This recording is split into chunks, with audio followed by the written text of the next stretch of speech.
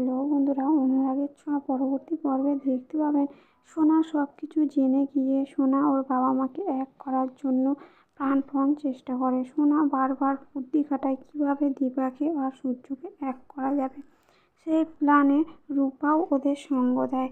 আর রূপা বলে, আমরা জানার চেষ্টা করব বাবা মায়ের মধ্যে কেন এত দূরত্ব, কেন এত ভুল বোঝাবুঝি।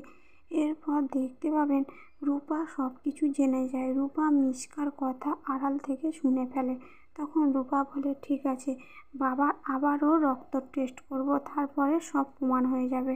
তখন সূর্য বলে, কি আবার রক্ত টেস্ট? না, কোনো টেস্টই করব না, আমি তো সব সত্যি জানি। তখন রূপা বলে, না বাবা, তুমি ভুল জানো, আমি আর সোনা ঠিক করেছি তোমার আবারও ব্লাড টেস্ট করা হবে।